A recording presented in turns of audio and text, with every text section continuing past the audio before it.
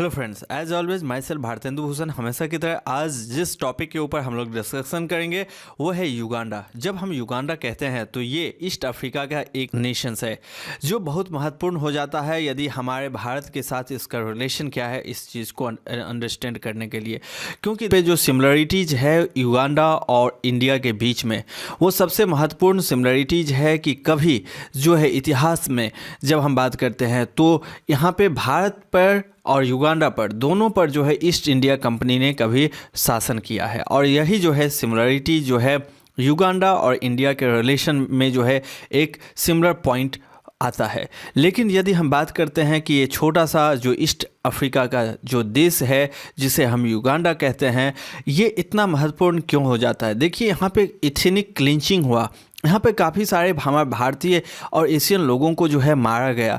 जब बात होता है 1895 ईस्वी में और यहाँ पे जो है रेलवे कंस्ट्रक्शन का शुरुआत होता है और ईस्ट इंडिया कंपनी के माध्यम से, यानी कि उस वहाँ पर जो है अफ्रीकन ईस्ट इंडिया कंपनी था।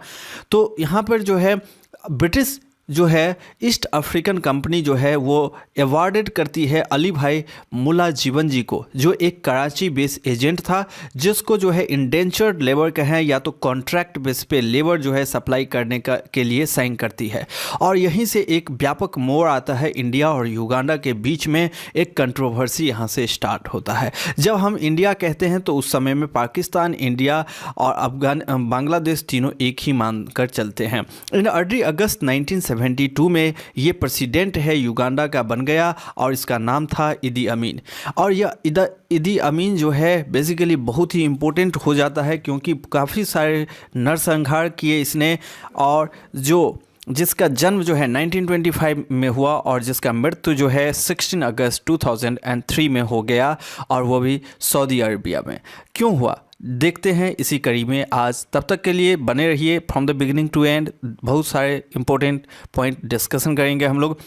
देखिए, expulsion of Asian from the Uganda, यहीं से जो है हिस्ट्री ऑफ युगांडा का जो है स्टार्ट होता है। जब हम एक्सपल्सन कहते हैं तो ये इदी अमीन की यदि हम जीवनी थोड़ा सा देखते हैं तो इसका पिता जो था वो ककुआ था, जबकि इसकी माता जो थी वो लुगबड़ा ट्राइब से बिलोंग करती थी। इन 1946 में जो है इसने जो है ज्वाइन किया अफ्रीकन राइफल्स को और ब्रिटिश कॉलोनियल आर्मी में जो है इसने जो है कुक का नौकरी भी किया। इस वजह से आप समझ सकते हैं कि कितना ये जो है इसका जो डेवलपमेंट रेट था वो क्या निकलता था। लेफ्टिनेंट के पदवी तक ये पहुंचा। ब्रिटिश एक्शन जब लिया सोमालिया के अगेंस्ट, उसमें भी इसने भाग लिया और बहुत सारे तमाम ऐसे जो है केनिया हो या एक तरह के तमाम ऐसे युद्धों में इसने भाग लिया। लेकिन फाइनली जब 1962 में युगांडा जो है आज़ाद हो गया यूनाइटेड किंगडम से, तब भी ये बना रहा आर्मी में और ये कमांडर तक के रैंक को हासिल किया इन 1965 में। लेकिन तभी होता है कि जो प्रेसिडेंट मिल्टन था उसको पता चलता है कि मिलिट्री में काफ़ी सारे जो है पैसे का जो है घपला कर दिया है और इसके खिलाफ जो है अरेस्ट वारंट निकालने के लिए सोचा जाता है। लेकिन तभी इसे पता चल जाता है और इसने क्या किया कि 1971 में डिक्लेयर्ड कर दिया अपने आप को प्रेसिडेंट और वहाँ का जो संविधान था युगांडा का संविधान को पलट कर दिया और जो है मिलिट्री कू के माध्यम से ये अपने आप को प्रेसिडेंट यहाँ पे घोषित कर दिया। अब बात करते हैं कि ऐसा इंडेंचर्ड लेबर ट्रांसफ़र जो आप देखते हैं इतिहास में ये क्यों हुआ। इसके पीछे मानने और यदि जानने की बात है कि यहाँ पे ब्रिटिशर्स का एक सोची समझी रणनीति था और वो चाहता था कि जो ब्रिटिशर्स है यानी कि यूरोपियंस और अफ्रीकन के बीच में एक बफर जो है वो एक स्टेट के तरीके से निर्माण करना चाहता था। और इसी वजह से जो है ब्रिटिशर्स जो है फ्रॉम एशिया से बहुत सारे इंडेंचर्ड लेबर को ट्रांसफ़र कर दिया कहाँ पे, अफ्रीका में। कुछ लोग मानते हैं कि यहाँ पे उन लोगों के पास इतने पैसे भी नहीं बचे कि वो वापस आ सकते थे और इस वजह से जो है वहाँ पे वो सेटलमेंट हुए।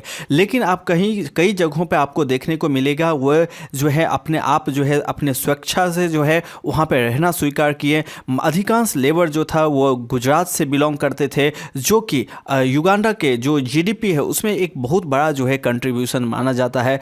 और बहुत सारे आज के युग में भी यदि हम देखते हैं तो लेकिन बात करते हैं इससे प्रॉफिट सबसे ज़्यादा किसको हुआ, तो देखिए सबसे ज़्यादा प्रॉफिट यहाँ पे यूनाइटेड किंगडम को हुआ, क्योंकि यूनाइटेड किंगडम वहाँ उस वक्त तो सोचती थी कि हम जो है बफर स्टेट का निर्माण करेंगे, लेकिन अनफॉर्चुनेट यूनाइटेड स्टेट के लिए ये रहा कि युगांडा और इंडिया दोनों कुछ ही समय बाद आज़ाद हो गया।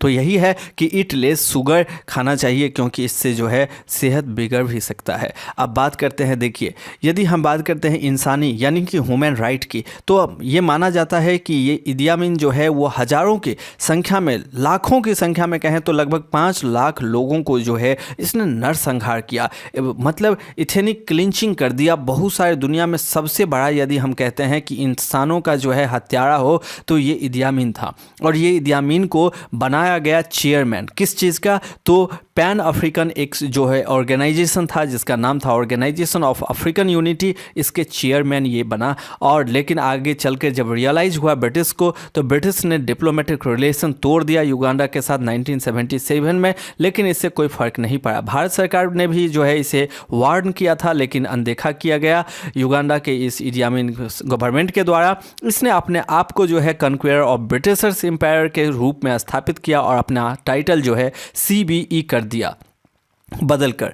तो ये इसका इतिहास है इदी अमीन का। अब बात करते हैं इसके अंतिम काल के, जब इसने तंजानिया पे हमला करने का सोचा और ये सोच रहा था कि तंजानिया पे हमला करेंगे, लेकिन इसने क्या किया कि तंजानिया के जो प्रेसिडेंट थे उसे पता चल गया और उन्होंने जो है इस पर जो है पहले एक डिफेंसिव मोड में जो है ये आक्रमण कर दिया और कुछ ही समय में जो है कंपाला तक को जो है वो एक कैप्चर करने में सक्षम रहे तंजानिया के आर्मी। और इसके साथ ही इसका रिजिम समाप्त हो जाता है। 2003 में ये जो है सऊदी अरेबिया में जाकर मारा जाता है।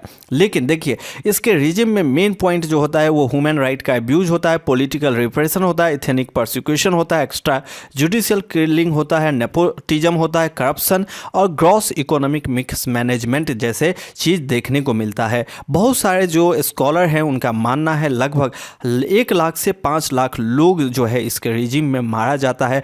तो यही कारण था कि ये इदी अमीन जो है एक क्रूर, यदि हम कहें तो क्रूर तानाशाह के रूप में स्थापित हुआ था युगांडा के अंदर। जबकि युगांडा की अर्थव्यवस्था या तो हम कहें जो इकोनॉमी है उतना बहुत स्ट्रॉन्ग नहीं था, लेकिन उसको भी इसने मिसमैनेजमेंट किया। तो कैसा लगा कमेंट करके बताइएगा। आगे आने वाले लेक्चर में हम लोग देखेंगे और भी व्यापक इसके संदर्भ। तब तक के लिए जय हिंद, जय भारत।